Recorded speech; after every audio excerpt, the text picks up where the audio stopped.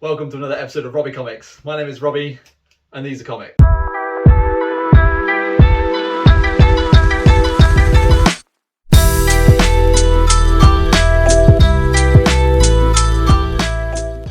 Okay, so today, another trip down to my LCS.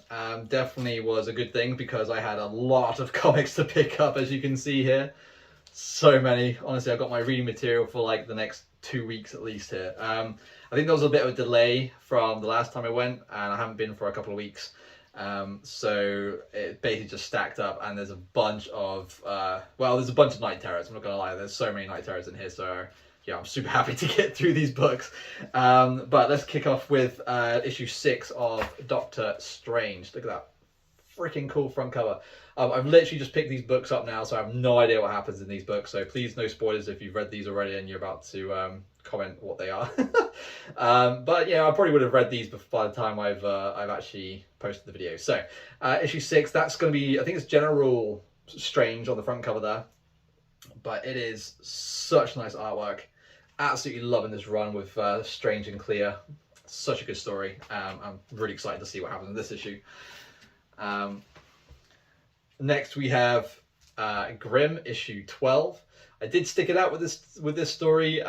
It's kind of in between for me at the minute. Again, I'm kind of expecting this to be like the last issue, because I usually go up to like issue 12 before, as a solo run, and see what what happens. So I figured I might as well. I think at like 4 or 5 I was a bit meh on the whole story, and it kind of got really interesting with the whole with Death actually dying, and then no one actually is able to die, even if they have like their guts hanging out, or if they've been shot in the face, which is insane.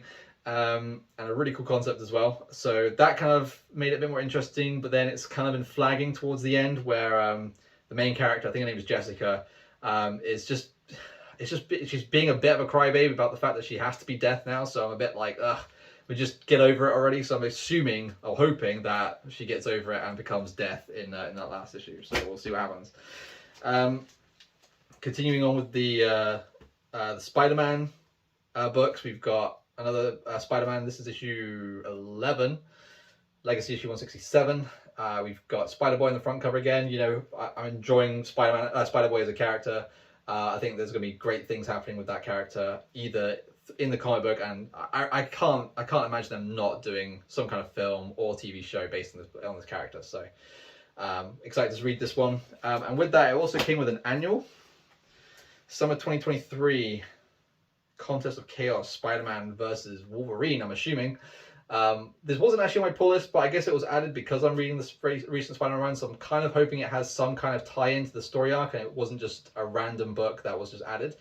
But Spider-Man versus Wolverine, kind of cool. Kind of interested to see what happens with that. I'm assuming it probably ties in with like the like X-Men run that's happening at the minute, which I have no idea or have any knowledge about what's actually happening in that one. So we'll see what that book's like. And then we come to the Night Terrors. So we'll go with, oh my god, there's so many. We'll go with issue, we'll go with issue 3 for the main run. So this is issue 3.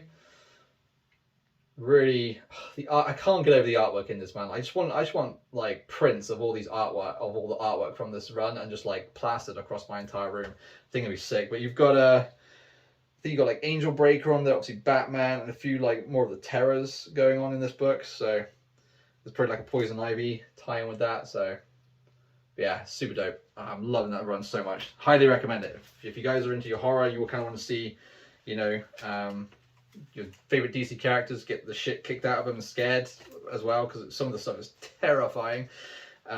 Pick them up. But yeah, moving on, we've got, again, I've not read these yet. So we've got Robin, issue 1.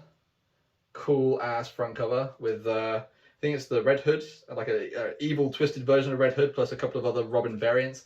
I'm kind of hoping they might also tie in the Robins or the Crows from the Batman Who Laughs. So fingers crossed for that. But that's issue 1. I'm hoping this doesn't spoil it, but this is Robin issue 2, breaking out of his own grave with a crowbar. Pretty cool. With a bunch of dead like Robin skulls below it. Really nice. This one probably was the creepiest one for me. It's so cool. It's so creepy. Look at that front cover. Oh man.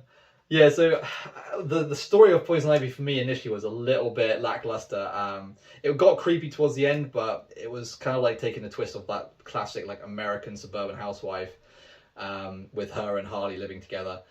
Um, and then there's like that creepy twist at the end where everyone has like these weird like glazed over eyes and dripping this black ooze from their face and stuff, and kind of like hinting that oh, you should eat this maggoty cake sort of stuff. So it's a little bit creepy. But this front cover, oh my god, that is pure nightmare fuel. The next one we've got is Nightwing issue 2 with Barbara Gordon, who's been clearly just hooked up to all of her like tech stuff, and she'll be haunting Nightwing's nightmares. But yeah, the end of issue 1 was a bit creepy because you got introduced to Barbara in this kind of like weird like cyberpunk mech kind of outfit, or where she's kind of been, I guess, taken over or consumed by. She basically looks like a Borg. If you guys watch Star Trek, she basically just looks like a Borg. So yeah, kind of interesting to see how that plays out within Nightwing's nightmares. And then the Joker book, the Joker story, where he accidentally kills Batman and he just has to live out his life as some corporate schmo. But I just love the fact that he also has Batman's body just in his closet, and that's the kind of the reveal of the second issue, which is I think it's basically the last or second to last cell from the first Joker run, or Joker issue. So yeah, really fun for that one. And then I've been hearing some talk about this series of books. So I kind of bought them. I have no idea what they're about, but they kind of look cool. They remind me of like Transformers mixed in with a bit of Gundam Wing. But it's Void Rivals issue 1 and 2. So my LCS kind of had these, I guess, as overstock for some reason. So they were kind of going relatively cheap. So I just thought I'd pick them up because I've seen them like mentioned here and there, but I have no idea what they're about. I feel like there's some kind of connection with actually Transformers and G.I. Joe, I think, based on some of the videos I've seen, but I have actually no idea what they're about. But the artwork looks cool. That one specifically reminds me of the I read this manga series called the Thunderbolt Saga, or just the Thunderbolt, which is a Gundam like miniseries.